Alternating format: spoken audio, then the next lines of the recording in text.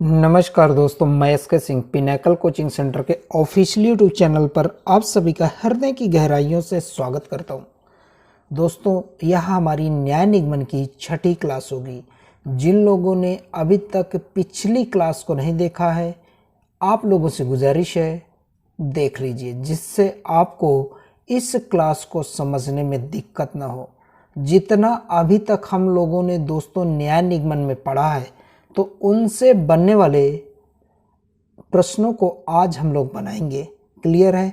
तो आप देख पा रहे होंगे कुछ क्वेश्चन हैं, इस क्वेश्चन को बनाएंगे। पहली बात तो मैंने आपको पहली क्लास में बताया है, हम लोग गोला बना के क्वेश्चन को सॉल्व नहीं करेंगे, मात्र निष्कर्ष को देखेंगे, राइट रॉन्ग का टिक करेंगे, सीधे डायरेक्ट। क्लियर है? तो चलते हैं, देखते हैं कैसे बनेगा। सभी आम सेब हैं और कुछ सेब नींबू हैं। इन कथन के ये आपके दो कथन हैं, ठीक है, और कथन के ये तीन निष्कर्ष दिए गए हैं, ठीक है। तो आज के बाद हम लोग कभी भी कथन नहीं पढ़ेंगे, केवल देखेंगे कथन। हाँ, दो हैं, ठीक है, सीधे निष्कर्ष के पास आएंगे।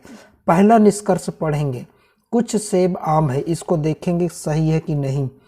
कुछ सेब आम है, सेब और आम कहाँ पे है? यहाँ पे है, मतलब पहले कथन।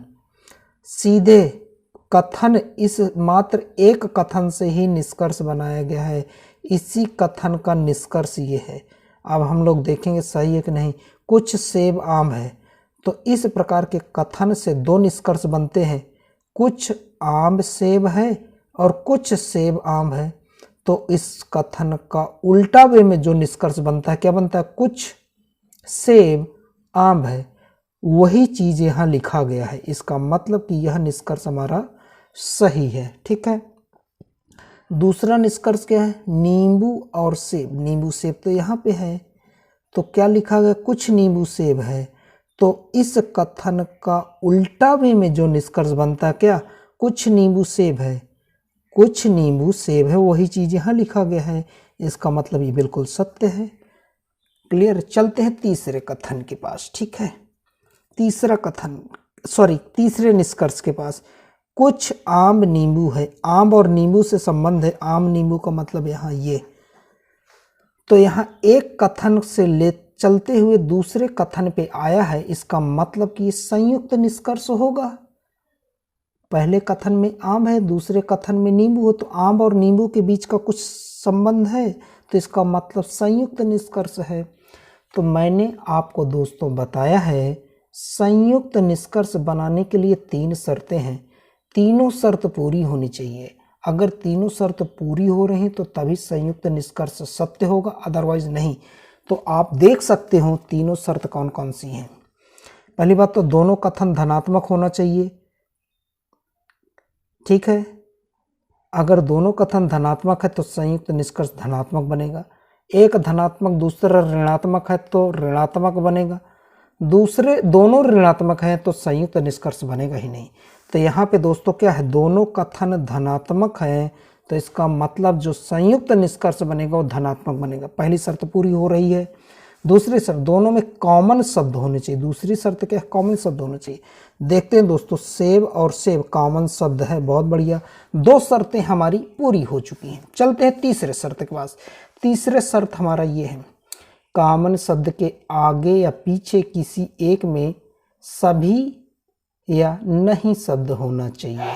तो यहाँ पे देखेंगे दोस्तों, कॉमन शब्द ये सेब, इस सेब के आगे या पीछे सभी या सही शब्द दिख रहा है।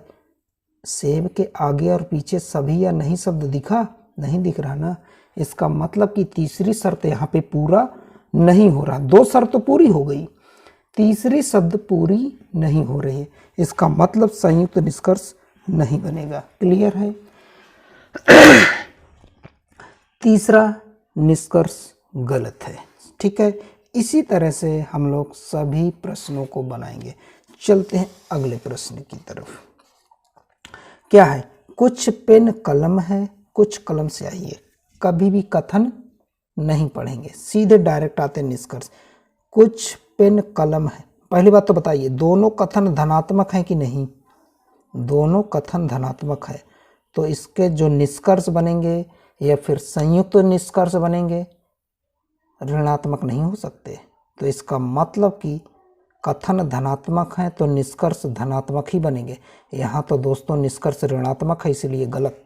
चलते हैं अगले निष्कर्ष पे चलते हैं। कुछ पेन और स्याही मतलब एक कथन से दूसरे कथन पे आया हूँ, इसका मतलब संयुक्त है। संयुक्त निष्कर्ष के लिए 3 शर्तें हैं, तीनों शर्त पूरी होनी चाहिए तभी मानूंगा मैं संयुक्त निष्कर्ष सत्य है। क्लियर है? चलो देखते हैं। कुछ पेन स्याही है, पहले देखते हैं बनेगा कि नहीं। दोनों कथन धनात्मक है तो संयुक्त निष्कर्ष अगर बनेगा तो धनात्मक बनेगा। कॉमन शब्द होना चाहिए है। कॉमन शब्द के आगे और पीछे क्या होना चाहिए? किसी एक में सभी या नहीं शब्द, तो यहाँ पे सभी और नहीं शब्द नहीं लगा है। कॉमन शब्द के आगे और पीछे किसी एक में सभी अथवा नहीं शब्द दिख रहा है, नहीं दिख रहा ना, इसका मतलब संयुक्त निष्कर्ष गलत। इसमें दोनों निष्कर्ष गलत हो गए। ठीक है, चलते हैं अगले प्रश्न की तरफ। अगला प्रश्न क्या है? कुछ ईंट बालू है, सभी बालू पत्थर है। तो क्या है? कुछ निष्कर्ष देखेंगे। पहला, कुछ ईंट बालू है। ईंट और बालू मतलब इस कथन में ही निष्कर्ष निकाला गया है। कुछ ईंट बालू है, तो देखिए कुछ ईंट बालू है, सेम हूबहू निष्कर्ष आपके कथन में जो बात कही गई उसका हूबहू निष्कर्ष में लिखा है कि नहीं? कुछ ईंट बालू है तो कुछ ईंट बालू हूबहू लिखा है निष्कर्ष में। मैंने आपसे बताया है जो बात कथन में कही जाए हूबहू निष्कर्ष में अगर कही जाएगी तो वह बात गलत होगी। ठीक है, तो इसलिए यह निष्कर्ष गलत है। आगे चलते हैं। ईंट और पत्थर मतलब ये ईंट और पत्थर, ये सही बात है ना। एक कथन से दूसरे कथन के बीच का संबंध है, इसका मतलब संयुक्त निष्कर्ष बना रहा है। इसका मतलब दोस्तों संयुक्त निष्कर्ष बना रहा है। चलते हैं संयुक्त निष्कर्ष बनेगा कि नहीं। कॉमन शब्द है। पहली बात तो दोनों कथन धनात्मक है तो बनेगा तो संयुक्त निष्कर्ष धनात्मक बनेगा। कॉमन शब्द होना चाहिए है। कॉमन शब्द के आगे और पीछे किसी एक में क्या होना चाहिए? सभी या नहीं शब्द। तो यहाँ कॉमन शब्द बालू के आगे सभी लगा है तो इसका मतलब संयुक्त निष्कर्ष बनेगा। तो दोस्तों संयुक्त निष्कर्ष क्या बनेगा? ये वाला बनेगा, ये बनेगा। क्या? ये तो बालू कट जाएगा, तो क्या बनेगा संयुक्त निष्कर्ष? कुछ ईंट पत्थर है, क्या बनेगा? कुछ ईंट पत्थर है, ये बनेगा संयुक्त निष्कर्ष। अब संयुक्त निष्कर्ष का भी निष्कर्ष बनता है, मैंने आपको बताया क्या। इसका सीधा वे में तो बनेगा ही नहीं, उल्टा वे में क्या बनेगा? कुछ पत्थर ईंट है, तो देखिए सभी यहाँ तो संयुक्त निष्कर्ष सभी ईंट पत्थर है, जबकि संयुक्त निष्कर्ष ऐसे नहीं बनेगा। क्या बनेगा? कुछ ईंट पत्थर है, तो ये बात गलत है। ठीक है, फिर क्या है? कुछ पत्थर ईंट है, ये देखो यहाँ ये निष्कर्ष लिखा हूँ तो ये लिखा है, इसका मतलब ये निष्कर्ष सही है। पहले और दूसरे निष्कर्ष गलत थे, तीसरा निष्कर्ष यहाँ पे सत्य है। क्लियर है? तो आपको थोड़ा सा थ्योरी ध्यान में रखना है। अगर थ्योरी ध्यान में रखोगे तो आपके सभी प्रश्न बिना गोला बनाए हुए सॉल्व होंगे। चलते अगले क्वेश्चन की तरफ। ठीक है, अगला क्वेश्चन क्या है हमारा? सभी फैन ट्यूब नहीं हैं। दूसरा कथन क्या है? सभी ट्यूब बल्ब नहीं हैं। चलते हैं, निष्कर्ष ये लिखे हैं 3। देखो फैन और ट्यूब के बीच का निष्कर्ष ये है। आपको मैं बता दूं कथन कभी भी नहीं पढ़ना, डायरेक्ट निष्कर्ष पे आइए। पहला निष्कर्ष पढ़िए, सही गलत करिए, दूसरा निष्कर्ष पढ़िए, सही गलत करिए। जितने निष्कर्ष हैं क्रम वाइज उनको सॉल्व करिए, कथन कभी मत पढ़िए। ठीक है, चलते निष्कर्ष की ओर डायरेक्ट। फैन और बल्ब के बीच का संबंध, फैन और बल्ब, फैन ये है बल्ब ये है, इसका मतलब एक कथन से दूसरे कथन पे गए हैं, इसका मतलब कि संयुक्त निष्कर्ष होगा। इन दोनों के बीच, फैन और बल्ब के बीच संयुक्त निष्कर्ष की बात की जा रही है। थोड़ा ध्यान दीजिए।